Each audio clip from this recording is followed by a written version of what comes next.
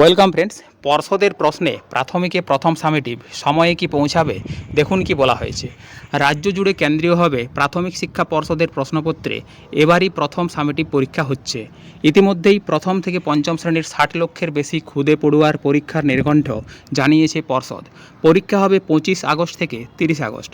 কিন্তু সল্টলেকের করুণাময়ীতে পর্ষদের অফিস থেকে কিভাবে 6টি বিষয়ের অভিন্ন প্রশ্নপত্র একই সঙ্গে পুরুলিয়া, আলিপুরদুয়ার ও মালদার মতো জেলা এবং সুন্দরবনের মতো অঞ্চলের প্রত্যন্ত স্কুলগুলোয় পৌঁছবে তা নিয়ে এখনও ধোঁয়াশা রয়েছে।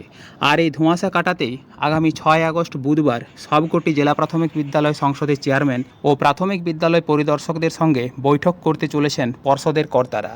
মাধ্যমিক ও উচ্চ মাধ্যমিক পরীক্ষার ধাঁচে এই প্রথমবার পর্ষদের পাঠানো প্রশ্নপত্রেই পরীক্ষা নেওয়া হবে 23টি জেলার 50,000 প্রাথমিক বিদ্যালয়ে। পড়ুয়ার সংখ্যা 60 লক্ষেরও বেশি। এতদিন প্রশ্ন করতেন স্কুলের শিক্ষক শিক্ষিকারাই কিংবা অন্য স্কুল বা শিক্ষক সমিতিগুলোর তৈরি প্রশ্নপত্রে পরীক্ষা হতো। তবে প্রাথমিক শিক্ষা পর্ষদ সভাপতি গৌতম পাল বলছেন, প্রাথমিকে একই পাঠ্য বই ও অভিন্ন সিলেবাসে পরীক্ষা হচ্ছে।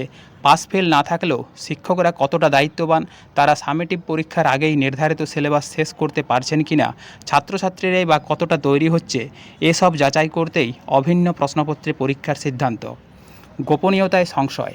শিক্ষা মহলের প্রশ্ন, মাধ্যমিকে 4200 ও উচ্চ মাধ্যমিকে 2200 পরীক্ষা কেন্দ্রে প্রশ্ন পাঠাতেই যেখানে হিমশিম অবস্থা মধ্যশিক্ষা পর্ষদ ও উচ্চ মাধ্যমিক শিক্ষা সংসদের, সেখানে প্রাথমিকে 50,000 স্কুলে পরীক্ষার প্রশ্ন পৌঁছবে কী করে।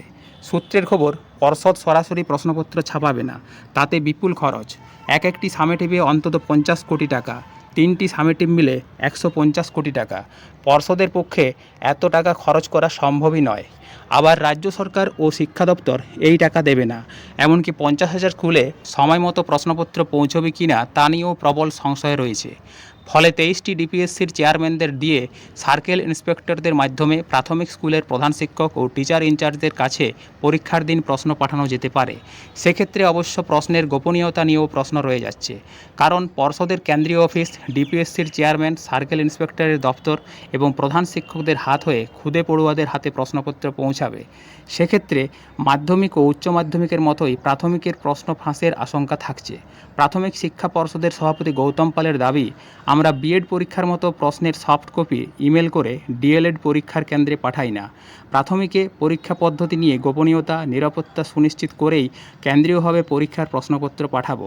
সেসব নিয়ে আলোচনা করতেই আমরা বৈঠক করব ডিপিএসসির চেয়ারম্যান ও ডিআইদের সঙ্গে। ফ্রেন্ডস, পর্ষদের দেওয়া প্রশ্নে প্রাথমিক বিদ্যালয়গুলিতে পরীক্ষা এই সংক্রান্ত বিষয়ে এই প্রতিবেদনটি আমি আপনাদের সাথে শেয়ার করলাম।